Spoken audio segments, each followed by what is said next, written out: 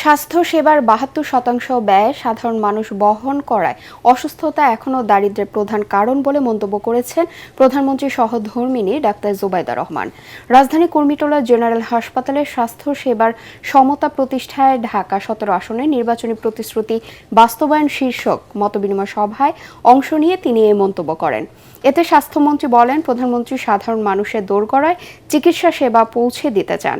এ সময় কুর্মিটোলা জেনারেল হাসপাতালকে multi care specialised হাসপাতাল তৈরির কাজ চলছে বলে জানান স্বাস্থ্য প্রতিমন্ত্রী ডাক্তার এম.এ. মুহিত।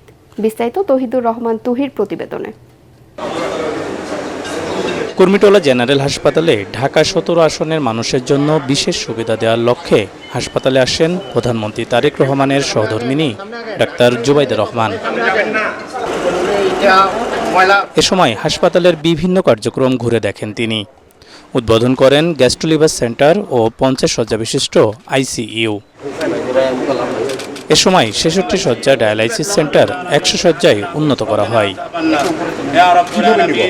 পরে কড়াইল, ভাসানটেক ও সাততলার বাসিন্দাদের নিয়ে নির্বাচনী প্রতিশ্রুতি বাস্তবায়ন শীর্ষক এক মতবিনিময় সভায় প্রধান অতিথি হিসেবে অংশ নেন ডাক্তার জুবাইদা রহমান। জনপ্রশাসন প্রতিমন্ত্রী জানান, বিশুদ্ধ ও নিরাপদ খাদ্যে জোর দিচ্ছেন প্রধানমন্ত্রী, যাতে প্রান্তিক পর্যায়ে রোগীর সংখ্যা কমে আসে। চিকিৎসা সেবায় মানুষের আস্থা ফেরাতে কাজ চলছে বলেও জানান তিনি। একই অনুষ্ঠানে স্বাস্থ্য প্রতিমন্ত্রী জানান, কুর্মিটোলা জেনারেল হাসপাতালকে মাল্টি কেয়ার স্পেশালাইজড হাসপাতাল তৈরির কাজ চলছে।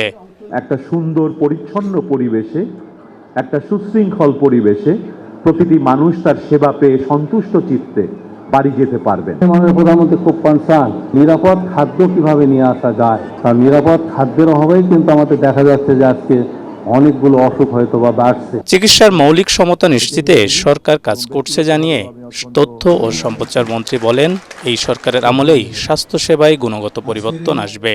আর সবার জন্য সুস্বাস্থ্য নিশ্চিতে স্বচ্ছ ও সততার সাথে কাজ করার আহ্বান জানান স্বাস্থ্যমন্ত্রী।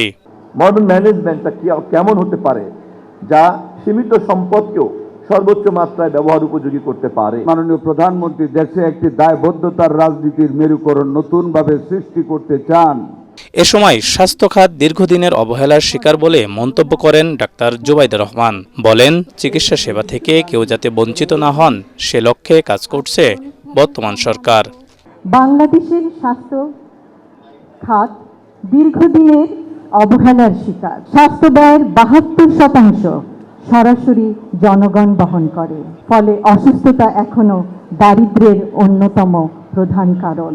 আমাদের লক্ষ্য আর কোনোদিন কড়াইল, ভাসানটেক, সাততলার এলাকার জনগণ চিকিৎসা সেবা থেকে বঞ্চিত না হন। তৌহিদুর রহমান তুহি, এটিএন বাংলা, ঢাকা।